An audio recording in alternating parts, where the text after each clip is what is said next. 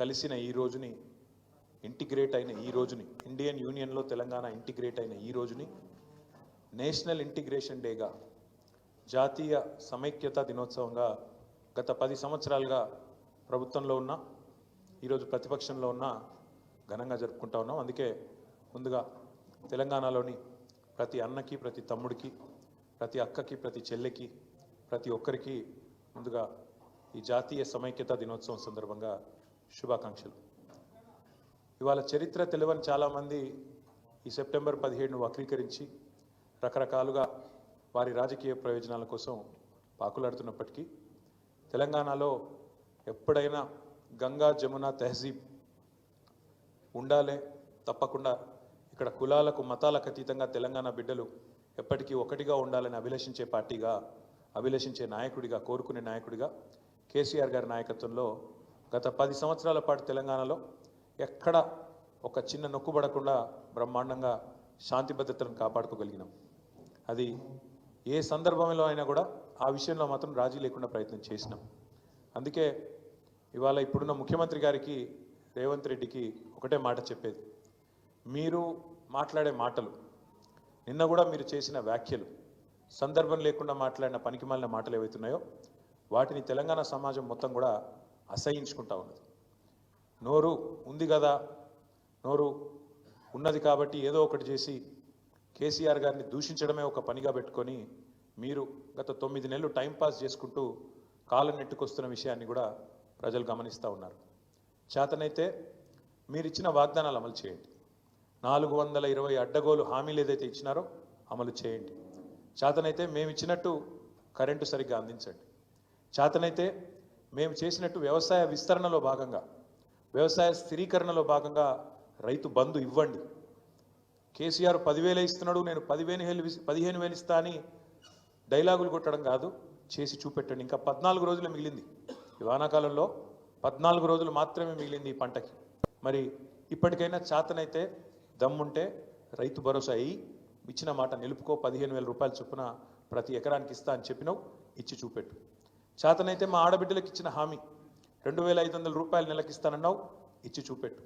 చేతనైతే మా పెద్ద మనుషులకు హామీ ఇచ్చినావు, 2,000 పెన్షన్ కాదు 4,000 ఇస్తా, కేసీఆర్ అవ్వకో తాతకో ఇస్తున్నాడు, నేను ఇద్దరికి ఇస్తా, ప్రభుత్వ ఉద్యోగుల తల్లిదండ్రులకు కూడా ఇస్తా పెన్షన్ అని చెప్పినావు కదా, చేతనైతే చేసి చూపెట్టు. మా తమ్ముళ్ళు, మా చెల్లెలు ఎదురు చూస్తూ ఉన్నారు. 2 లక్షల ఉద్యోగాలు మొదటి సంవత్సరంలో ఇస్తానని చెప్పిన అశోక్ నగర్కి పోయి అక్కడ డైలాగులు కొడుతూ, పోజులు కొడుతూ రాహుల్ గాంధీ, రేవంత్ రెడ్డి ఇద్దరు చెప్పిన మాట ఎప్పుడు మరి 9 నెలలు అయింది, 10వ నెలలో పడ్డది. సంవత్సరం లోపల 2 లక్షల ఉద్యోగాలు అన్నారు, ఇప్పటి వరకు ఒక్క ఉద్యోగం ఇవ్వలేదు అని ఎదురు చూస్తున్న మా తమ్ముళ్లకు, మా చెల్లెళ్లకు చేతనైతే నోటిఫికేషన్లు ఇచ్చి పరిపాలనలో నీ సత్తా అయిందో చూపెట్టు. హైదరాబాద్ అతలాకుతలం అవుతున్నది. ఒకవైపు పత్రికలు రాస్తా ఉన్నాయి. ఆంధ్రజ్యోతి పత్రిక రాసింది మొన్న 28 రోజుల్లో 30 మర్డర్లు అని. ఈనాడు పత్రిక రాసింది ఈ నగరానికి ఏమైంది అని. చేతనైతే తెలివి ఉంటే హోంమంత్రి శాంతి భద్రతలను అదుపులోకి తీసుకొని రా. ఇవాళ ఆంధ్రజ్యోతి పత్రిక రాసింది, అవకాశం ఉంటే చూసుకో. పోలీస్ బండ్లల్లో కనీసం డీజిల్ పోస్తలేరని రాస్తున్నారు. గోదావరి కన్లో పోలీస్ బండ్లలో డీజిల్ పోయకపోతే బండ్లు పక్కకు పెట్టినారు. పెట్రోల్ బంకులో మేము పోయాం బిల్లు లేకపోతే 9 నెలల నుంచి అని వాళ్ళు నిరసన వ్యక్తం చేస్తూ ఉన్నారు. ఇంకోవైపు పాఠశాలల్లో చాక్ పీసులు లేవు. చాక్ పీసులు కొనేందుకు అవకాశం లేక పాఠశాలల్లో ఉపాధ్యాయులు, పాఠశాలల్లో అక్కడ ఉండే పిల్లలు బాధపడతా ఉన్నారు. మరొక వైపు గ్రామాలలో సర్పంచులు బాధపడతా ఉన్నారు. మాజీ సర్పంచులు, మాకు రావాల్సిన బిల్లులు సంవత్సర కాలంగా పెండింగ్లో ఉన్నాయి, వెంటనే ఇవ్వండి కొత్త సర్పంచులు వచ్చే లోపల అని వాళ్ళు బాధపడతా ఉన్నారు. గారి మీద నోరు బారేసుకోవడం, నోటికొచ్చిన బూతులు తిట్టడం, పరుష పదజాలం వాడడం, పనికి మాలిన అవాస్తవాలను ప్రచారం చేయడం. నిన్న ఆయన మాట్లాడుతుంటే అందరు నవ్వుకుంటా ఉన్నారు. ఫస్ట్ ఆఫ్ ఆల్ తెలంగాణ తల్లి, అందరికీ తల్లి లాంటి తెలంగాణ తల్లిని అక్కడ పెట్టుకుందాం. కొత్త సెక్రటేరియట్ డాక్టర్ బాబాసాహెబ్ అంబేద్కర్ గారి పేరు మీద పెట్టుకున్న సెక్రటేరియట్, అక్కడ తెలంగాణ తల్లిని పెడదాం అందరి తల్లిని అంటే, లేదు నేను రాహుల్ గాంధీ వాళ్ళ నాయననే పెడతా అని చెప్పి రాహుల్ గాంధీ గారి తండ్రి గారి ఫోటో తెచ్చి అక్కడ పెట్టినావు, తండ్రి గారి విగ్రహం తెచ్చి అక్కడ పెట్టినావు. పెట్టడమే కాకుండా ఢిల్లీ మెప్పు కోసం ఇన్ని రోజులు బూతులు తిట్టిండు కదా. సోనియా గాంధీ గారిని బలిదేవత అని, రాహుల్ గాంధీ గారిని ముద్దపప్పు అని, నానా బూతులు ఏవైతే గతంలో తిట్టినావో వాటిని కవర్ చేసుకోవడానికి ఈరోజు చాలా కష్టపడి వాళ్ళ ప్రాపకం కోసం నేను చెప్తున్నాడు. ఏం చెప్తున్నాడు? రాజీవ్ గాంధీ గారు కంప్యూటర్ కనిపెట్టిండట. ఇక నీకు ఎంత తెలివి ఉందో దీన్ని బట్ట చెప్పొచ్చు. అయ్యా రేవంత్ రెడ్డి గారు, నీకు తెలియదు, దరిద్రం ఏంటంటే నీకు తెలియదన్న విషయం కూడా తెలియదు. నీకు ఎవడు చెప్తే ఇనవు. కంప్యూటర్ కనిపెట్టింది రాజీవ్ గాంధీ, రాహుల్ గాంధీ కాదు నాయన, చార్లెస్ బ్యాబేజ్ అన్నట్టు ఆయన. పాపం ఆయన కనిపెట్టిండు, ఆయన బాధపడుతున్నాడు, ఎక్కడున్నాడు కానీ ఆయన ఆత్మ అది బాధపడతా ఉన్నది. రాజీవ్ గాంధీ గారు భారతదేశానికి కంప్యూటర్ పరిచయం చేసినట్టాడు. రాజీవ్ గాంధీ గారు కంప్యూటర్ పరిచయం చేయలేదు భారతదేశానికి. 1955లోనే టాటా గ్రూప్ వాళ్ళు బొంబాయిలో మొట్టమొదటి కంప్యూటర్ను వాళ్ళు తీసుకొచ్చినారు. ఇది నీకు తెలియదు. ఆ రోజు రాజీవ్ గాంధీ గారికి 10 ఏళ్ళలో 12 ఏళ్ళలో. ఇది నీ తెలివి, ఇది నీకున్న పరిజ్ఞానం. ఇక దాంతోపాటు మీకు తెలుసు ఈ రాష్ట్రంలో పరిస్థితి ఎట్లా ఉంది అంటే, ఒకవైపు చికెన్ గున్యాలు, విష జ్వరాలు, మరొక వైపు ఈ డెంగ్యూలు, పారిశుద్ధ్యం పడకేసింది. పట్టణ ప్రగతి లేదు, పల్లె ప్రగతి లేదు, కనీసం పల్లెల్లో పిచికారి కొట్టించే పరిస్థితి లేదు నీ ప్రభుత్వానికి. స్కూళ్ళలోనేమో చాక్ పీసులకు పైసలు లేవు, పల్లెల్లోనేమో పిచికారి కొట్టించేందుకు పైసలు లేవు, సర్పంచుల బిల్లులు ఇవ్వవు, ఆఖరికి పోలీసుల బండ్లల్లో మరి మమ్మల్ని అరెస్ట్ చేసి వాళ్ళని కొట్టబోయేటోళ్ళకి వాళ్ళకు కూడా మరి కనీసం వాళ్ళ బండ్లలో డీజిల్ పోసే ముఖం లేదు. దాంతోపాటు హోంగార్డులకు కూడా జీతాలు ఇచ్చే పరిస్థితి లేదు.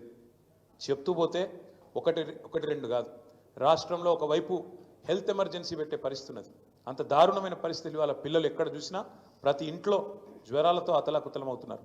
ఇవన్నీ ఒకవైపు ఉంటే పాలనను పక్కన పెట్టి కేవలం కేసీఆర్ను, బీఆర్ఎస్ పార్టీని తెల్లారి లేస్తే తిట్టడమే ఒక పనిగా పెట్టుకొని ఒక పనికిమాలిన పాలన నడుపుతున్న రేవంత్ రెడ్డి గారికి ఇవాళ ప్రజాపాలనా దినోత్సవం జరుపుతా ఉన్నాడు. అందుకే ఇవన్నీ చెప్తా ఉన్నాడు. ఈ సెప్టెంబర్ 17ను ప్రజాపాలనా దినోత్సవం అంటున్నాడు. ఈ రాష్ట్రంలో ఇంతవరకు పాలన అనేదే లేదు, ఆలన లేదు, పాలన లేదు. గురుకులాల్లో పిల్లలు అవస్థలు పడతా ఉన్నారు విషాహారం తింటూ. గురుకులాల్లో పిల్లల మీద అఘాయిత్యాలు జరుగుతూ ఉన్నాయి. గురుకుల టీచర్లను 2500 మందిని తీసి పక్కన పెట్టేసినారు సడన్గా, ఆకస్మికంగా. ఇట్లాంటి పరిస్థితి ఉంటే ప్రజాపాలన పేట డైవర్షన్ గేమ్లు ఆడుతున్న రేవంత్ రెడ్డి గారు పరిపాలన మీద దృష్టి పెట్టు, పరిపాలన చెయ్యి, ప్రజలకిచ్చిన హామీలు నెరవేర్చు. అందుకే ఇవాళ మేము మా పార్టీ తరఫున రాష్ట్ర ప్రభుత్వానికి, ముఖ్యంగా ముఖ్యమంత్రి రేవంత్ రెడ్డికి చెప్పేది ఏమంటే, ఇకనైనా ఈ 10వ నెల నుంచి అయినా పరిపాలన మీద దృష్టి పెట్టి ముందుకు పోండి. తప్పకుండా ప్రధాన ప్రతిపక్షంగా మేము ఎప్పటికప్పుడు ప్రజా సమస్యల్ని మీ దృష్టికి తీసుకొస్తూనే ఉంటాం, మిమ్మల్ని ఎండగడుతూనే ఉంటాం. ప్రజాక్షేత్రంలో ప్రజా ఉద్యమాలు నిర్మించి తప్పకుండా ఉద్యమిస్తూ మీరు ఇచ్చిన 420 హామీలు అమలు చేసేదాకా మీ అంతు చూస్తాం, మీ ఎంబడబడతామనే మాట కూడా తెలియజేస్తూ, నిన్న నువ్వేదైతే తప్పు చేసినావో, తెలంగాణను అవమానిస్తూ, తెలంగాణ ఆత్మను అగౌరవపరుస్తూ, తెలంగాణ తల్లి ఎక్కడైతే కొలువు ఉండాలనో అమరజ్యోతి మధ్యన అంబేద్కర్ సచివాలయం నడుమ తెలంగాణ భవిష్యత్ తరాలకు, భవిష్యత్ పాలకులకు కూడా స్ఫూర్తిగా ఉండాల్సిన ఆ స్థలంలో ఎక్కడైతే తెలంగాణ తల్లి కొలువు తీరాలో అక్కడ నువ్వు రాహుల్ గాంధీ గారి తండ్రిని పెట్టినావు. తప్పకుండా మళ్ళీ చెప్తా ఉన్నా, సకల మర్యాదలతో మేము మళ్ళీ ప్రభుత్వంలోకి వచ్చిన మరుక్షణమే సకల మర్యాదలతో ఆ విగ్రహాన్ని అక్కడి నుంచి తిరిగి నీ గాంధీ భవన్కు పంపిస్తాం. అంతగానం ప్రేమ ఉంటే జూబ్లీహిల్స్లో నీ ఇంట్లో పెట్టుకో, లేదా ఇంకో కాడ పెట్టుకో, కానీ అక్కడ మాత్రం ఖచ్చితంగా తెలంగాణ తల్లి ఉంటుంది. ఇది జరిగి తీరుతుంది, రాసి పెట్టుకోమని చెప్పి కూడా ఈ నిమజ్జనం రోజు చెబుతూ, తప్పకుండా రాష్ట్రంలో గణేష్ పండుగ జరుపుకుంటున్న మా సోదరులకు, సోదరిమణులకు, ఈ వినాయక నిమజ్జనానికి సహకరిస్తున్న రాష్ట్ర ప్రభుత్వ యంత్రాంగానికి, మా తమ్ముళ్లకు, మా చెల్లెలకు ఎవరైతే గణేష్ నిమజ్జనానికి ఘనంగా ఊరేగింపుగా గణపతి బప్ప మోరియా అంటూ ముందుకు పోతున్నారో వారందరికీ కూడా శుభాకాంక్షలు తెలియజేస్తూ, చివరగా ఈరోజు మా విద్యార్థి నాయకులను కూడా ఎక్కడికక్కడ అరెస్ట్ చేసినారు. ఏమన్నాం మేము? రేవంత్ రెడ్డి చేసిన తప్పుకి, రేవంత్ రెడ్డి చేసిన ద్రోహానికి ఎక్కడికక్కడ తెలంగాణ తల్లి విగ్రహానికి లేదా తెలంగాణ తల్లి పటానికి పాలాభిషేకం చేయమని చెప్పినాం. ఆ కార్యక్రమానికి పోతుంటే ఇలా ఉస్మానియాలో అరెస్టులు, ఇలా రాష్ట్ర వ్యాప్తంగా మొత్తం అన్ని నియోజకవర్గాల్లో మా విద్యార్థి నాయకులను అరెస్ట్ చేస్తూ ఉన్నారు. పోలీసులు వెంటనే ఈ అత్యుత్సాహాన్ని మానుకొని వెంటనే వారందరినీ కూడా విడుదల చేయాలని చెప్పి శాంతియుతంగా ప్రజాస్వామ్య పద్ధతుల్లో నిరసన చెప్తున్న వాళ్ళ మీద ఈ రకమైన దాడి మంచిది కాదనే విషయాన్ని కూడా వారికి గుర్తు చేస్తూ ధన్యవాదాలు, నమస్కారం.